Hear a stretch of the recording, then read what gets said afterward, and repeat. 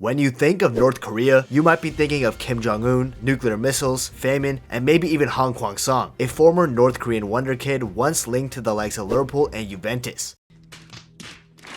Okay, fine, Han Kwang-song is probably not the first thing you think of when North Korea is mentioned, but Han actually had a lot of talent, and he was said to be one of the next big stars in football and the North Korean national team. However, due to some controversies, Han Kwang-song disappeared off the face of the planet, and nobody knew where he went for the longest time. So, who is Han Kwang-song and what happened to his career? Well, let's take a deep dive into it. However, before that, it's important to note that North Korea actually has some football history. In fact, North Korea actually qualified for the 1966 World Cup after beating Australia in the qualifying round. Then at the tournament, they were drawn into a group with the USSR, Italy, and Chile. Wow, what a group. Now it wasn't looking too good for North Korea, with them losing their game against the Soviets and then drawing against Chile 1-1. That meant that North Korea had to beat Italy, one of the biggest European giants out there, if they wanted any chance of making it to the next round of the World Cup. And that's exactly what they did. Thanks to the North Korean forward, Park Do-ik, scoring against the Italians, North Korea beat Italy 1-0, knocking the Europeans out and qualifying for the quarterfinals of the 1966 World Cup. Now you might be thinking that Italy was probably embarrassed and will want nothing to do with North Korea after this shocking loss, but actually it was quite the opposite. The Italians actually became very friendly and respectful towards North Korean football, and they even formed some sort of business relationship. I'll get to that soon though, trust me. But for now though, let's get back to Han Kwang-song. So Han was actually born on September 11th, 1998. Whoa.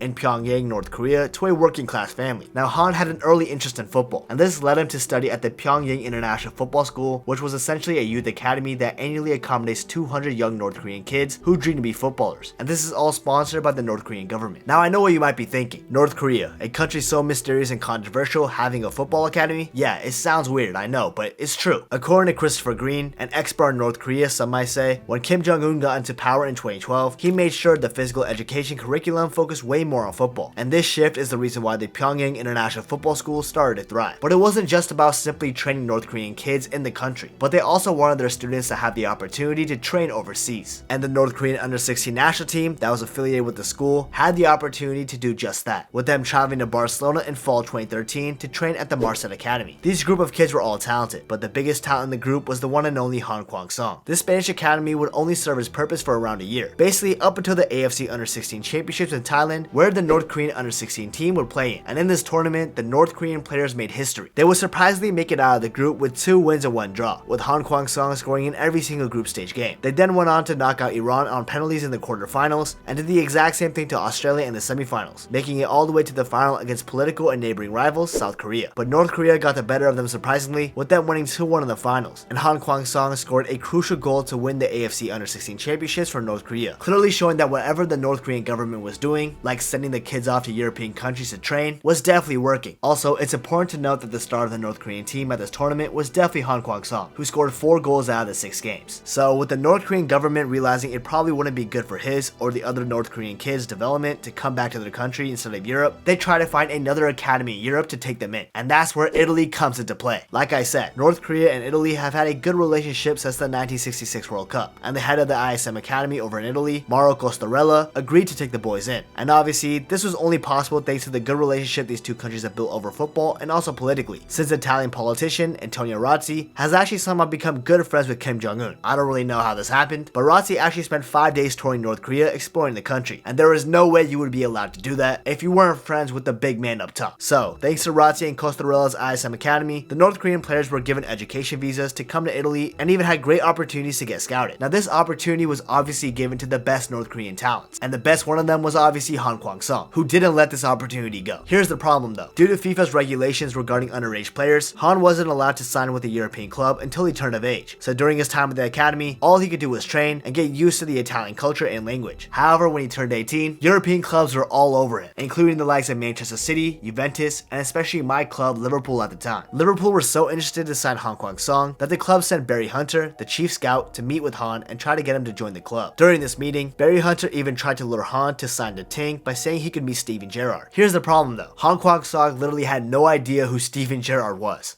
Wait a minute! Who are you? you? Irrelevant. Barry even showed him a picture just in case Han didn't recognize the name. But even then, Han had no idea who he was. Now I know some Liverpool fans watching this might be like, what the hell? That's so disrespectful. But remember, he's from North Korea. What did y'all expect was gonna happen? Also, to calm Liverpool fans down, both sides apparently found the situation funny, and Han even apologized for not knowing who Gerrard was. He didn't just sit there with a blank expression, not showing any emotion whatsoever. He's not a robot, bruh. He's not Kuma. If you know, you know. Now after this meeting, did Han Kwang-song ever end up joining Liverpool and meeting Steven Gerrard? No, he didn't. Instead, he actually listened to the advice of his agent, Sandro Stamperinem, and ISM Academy sporting director, Stefano Capazuca, to stay in Italy and accept an 8-week trial offer from Cagliari, in which Han excelled at, and on March 10, 2017, he signed his first professional contract, making him the first Asian and North Korean player to play for Cagliari. However, he wasn't actually the first North Korean player to sign for a Serie A club, because Cho Son-hyuk signed for Fiorentina a year before. It's probably a good thing though in hindsight that Liverpool didn't sign Han Kwang-song, because there definitely would have been problems with the UK government and the FA due to the sanctions against North Korea, with one of the reasons being unable to track where the money he will earn will go, with the potential of it going back to Kim Jong Un being pretty high. However, since Italy had more of a friendly relationship with North Korea politically and footballing wise, Han was able to sign with Cagliari, despite the controversies. Now Han was initially supposed to start off with the Cagliari youth team, but on his first day at the club, he scored a hat-trick in a friendly training match, impressing the Cagliari coaching staff so much that they decided to promote him to the first team. He did make some under-19 appearances after this, but Han finally got his full Serie A debut on April 2nd, where he featured for the final 4 minutes of a 3-1 victory versus Palermo, becoming the first North Korean player to play in the Serie A. Then a week later, on literally his second appearance for Cagliari, Han scored his first goal for the club, netting in a late goal past Joe Hart in a 3-2 away defeat to Torino, becoming the first North Korean to score in the Serie A. With these couple of great stints, Han was awarded with another contract with Cagliari that will last all the way up until 2022. But at just 18 years old for the following season, Cagliari couldn't promise him consistent starting minutes, so Han was loaned to Serie B side Perugia instead. Han started off his time with Perugia with a bang, scoring a hat-trick on his Serie B debut and a 5-1 win over Verdes Entella. In total for the 2017-18 campaign, before Cagliari recalled Han from the loan in February, he got himself 7 goals in 17 league games. And then when he was back with Cagliari, he got 7 Serie A appearances as well. However, when August 2018 came around, Han joined Perugia for his second time on loan, and then ended up with 4 goals and 2 assists in 19 league games. But he was injured for a good part of the season, with him having to get a knee surgery as well. Regardless, his talent was being shown with Perugia at that time, and he was starting to get his name out there on the internet. Everybody's obviously going to be curious about a North Korean striker scoring goals in Italy. It's going to get clicks. However, the Perugia club president, Massimiliano Santopadre, said it was difficult to market the North Korean wonder kid since the government of North Korea placed heavy restrictions on what he's allowed to do. In fact, right before Han Kwang-song was supposed to appear on RAI's La Dominica Sportiva program over one weekend, the Perugia president received a call from a North Korean representative saying that Han was forbidden to make any public TV appearances now and in the future. Not only that, North Korea said if Han or the club breaks these rules, they would take Han back to North Korea, essentially deporting him. Nah, that's crazy. He was only 19 years old too. Essentially though, the only marketing the club was allowed to do is showing off how good Han Kwang-song was exclusively on the pitch. Now from this time forward, North Korea would only continue to make themselves more controversial in the public eye, with them continuing to conduct nuclear testing, and more question marks started to be brought up and where Han's money was going and whether any European club should be paying him at all. Despite all the turmoil surrounding North Korea and Han, Juventus literally didn't care. We do not care. And in September 2019, Han secured a deadline day move to Juventus on a 2-year loan deal from Cagliari, with an obligation to buy at the end of the 2 years. Han Kwang-song, often nicknamed as the North Korean Ronaldo, seemed to be close to playing with Ronaldo at Juventus. The universe was aligning itself. Or that's what I would have said if Han actually got the opportunity to, because throughout his time at Juventus, he would play all of his games with the Juventus reserve team, which were the Juventus under-23s over in the Serie C, where he would only go on and score 1 goal and 2 assists in 20 games. During his time at Juventus though, he often traded with the Juventus senior team, since the manager at the time, Sarri, really liked him. Not only that, he was actually called up twice to the Juventus bench during Serie A games, becoming the first player from Asia to be called up for Juventus. Now there were some stories going around that the reason why Han didn't make a Serie A appearance for Juventus was because of political reasons, despite Sarri actually really liking him and being ready to play him. But who knows whether this is factually true or not. However, what is true is Han Kwang-song's performance in the Serie C wasn't the best, but Juventus seemed to be convinced of his talent, and even jumped ahead of the deadline to buy Han from Cagliari for 3.5 million euros on January 2nd, 2020. But instead of this being the start of Han's wonderful career, it was actually the start of his downfall. That's because 6 days after Juventus purchased the North Korean forward, they sold him to Qatar side Al Duhail for 7 million euros. So why did this happen? Well, there's loads of things. So sit tight and grab some popcorn. We getting political in this bitch.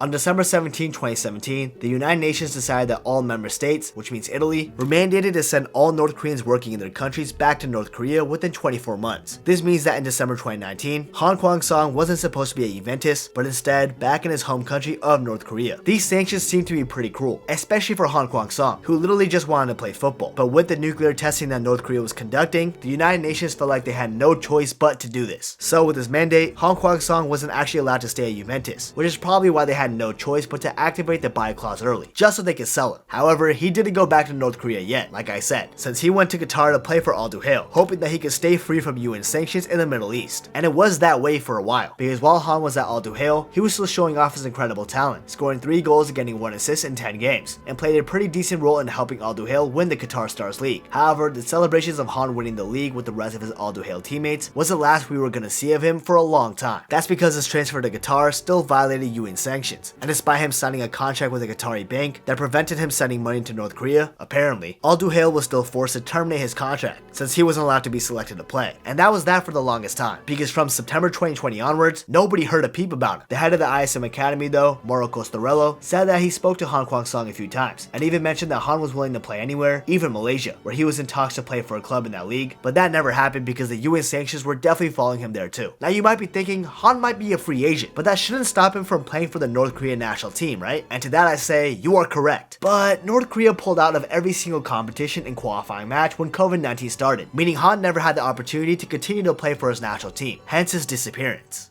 But after 3 years of nobody knowing what's going on with Han Kwang-song, he made his reappearance from the depths of the Shadow Realm, because North Korea finally started to play international football again, as they are currently playing in the qualifying matches for the 2026 World Cup in the United States. I wonder how that's gonna work if North Korea actually qualifies. Anyways, back to topic. With North Korea participating in international football again, Han Kwang-song has reappeared, with him starting in the 1-0 loss away to Syria, with him wearing the number 10 and playing left wing. Then in the 6-1 victory over Myanmar, Han scored a goal and even got an assist, showing to us football fans that Han is still in the scoring ways, regardless of him disappearing off the face of the earth. And honestly, it's probably not likely that he stopped playing football entirely and chose to sit on the TV eating popcorn or something. He was probably playing in the North Korea Premier Football League, the top division in the country. Those games aren't broadcasted, obviously, so there's no way to tell for sure. But there were some rumors over the internet that he signed for the most successful club in North Korea, April 25, and has been playing for them ever since. But there's no official source on this, so I'm not too sure. Regardless, it's common knowledge now that due to North Korea's nuclear testing and political controversy, Han Kwang-song hasn't been allowed to fulfill his dreams of becoming a top footballer in Europe. And this is all because of the sanctions against the people of his country, something completely out of his control. Sadly, Han Kwang-song will forever be known as a what-if player, but at least now at the end of 2023, we know that he's still alive and still playing football. And if not for April 25, definitely the North Korean national team. Still, at just the young age of 24, he has so much more to give in this sport, and I'm sure he will for his country. Anyways, thank you guys for watching my video on Han Kwang-song, and if you're a true OG of the channel, you would know that I actually made a Han Kwang-song video before when he was still missing, but ever since he reappeared, I actually wanted to make another video on him, since I obviously find his story pretty interesting, and also I'm a much better YouTuber now than I was before, I hope, so I feel like this video will do much better. So yeah, if you guys enjoyed the video, please remember to subscribe to the channel, I'd really appreciate it. Also, please be sure to follow my Instagram and my Twitter, the links are in my YouTube description, and last but not least, if you want to learn more about one of the most legendary strikers of football, Luis Suarez, you definitely want to check out this video right here, you won't regret it.